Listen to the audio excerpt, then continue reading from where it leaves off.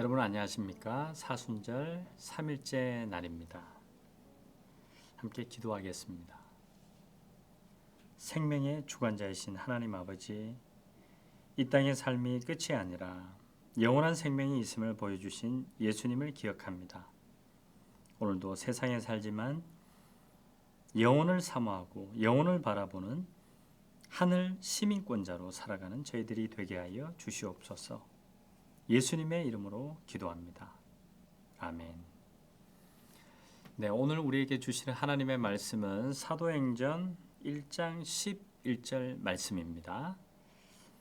사도행전 1장 11절 말씀을 함께 읽겠습니다. 이르되 갈릴리 사람들아 어찌하여 서서 하늘을 쳐다보느냐. 너희 가운데서 하늘로 올려지신 이 예수는 하늘로 가심을 본 그대로 오시리라 하였느니라. 아멘. 네, 오늘 묵상 말씀의 제목은 어찌하여 하늘을 쳐다보느냐입니다. 하루살이하고 모기하고 사이좋게 놀다가 헤어졌습니다. 아쉬운 마음에 모기가 하루살이에게 안녕이라고 인사합니다. 그런데 하루살이는 멍하니 하늘만 쳐다봅니다. 왜 하루살이는 모기에게 안녕이라고 화답하지 못할까요? 네, 하루살이에게는 내일이 없기 때문입니다. 내일이 없으니 희망도 없고 약속도 없고 안녕도 없습니다.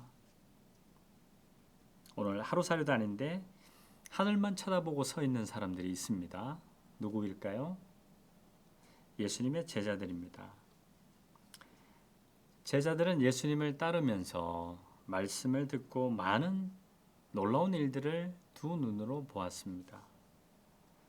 갈릴리 동산에서 주신 예수님의 말씀이 얼마나 은혜로웠습니까? 병자들을 고치시고 악한 귀신을 쫓아내신 일은 얼마나 놀라웠습니까? 오병이어로 5,000명이 넘는 무리가 배불리 먹었을 때는 얼마나 가슴이 벅찼겠습니까? 풍랑을 꾸짖어 잔잔하게 하신 예수님은 정말 멋진 분이셨죠. 그런데 그토록 위험차고 당당하던 예수님이 순환받으시고 십자가에 달려 죽으셨습니다. 돌무덤에 묻히실 때는 온 세상이 무너진 듯 깜깜했죠. 그러나 예수님은 사흘 만에 다시 살아나셨습니다. 그리고 그 후 40일 동안 제자들을 다시 모으고 그들과 함께 하셨죠. 얼마나 다행입니까? 이제는 부활하신 주님과 함께 저 무도한 자들의 코를 납작하게 해줄 일만 남아 있습니다.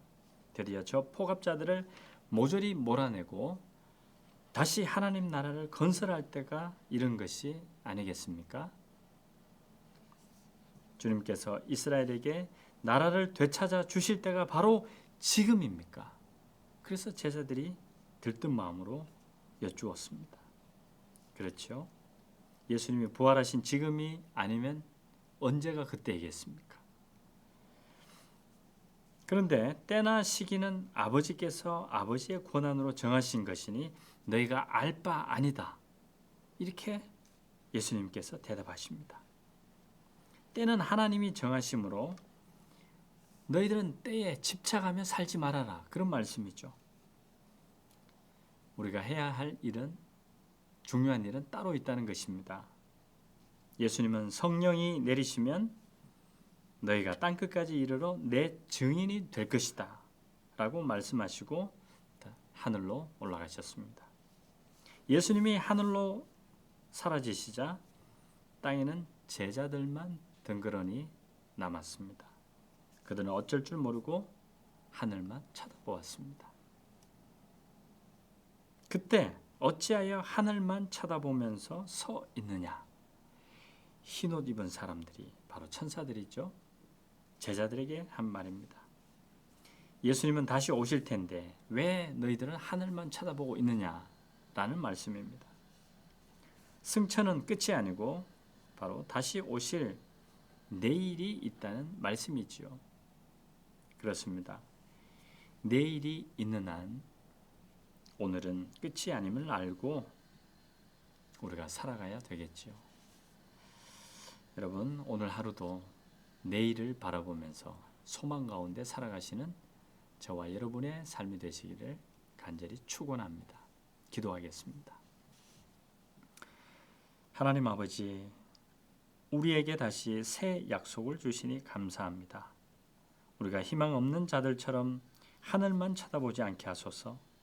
주님이 다시 오실 날을 기다리며 믿음과 용기를 갖고 살아가게 하여 주십시오. 예수님의 이름으로 기도합니다.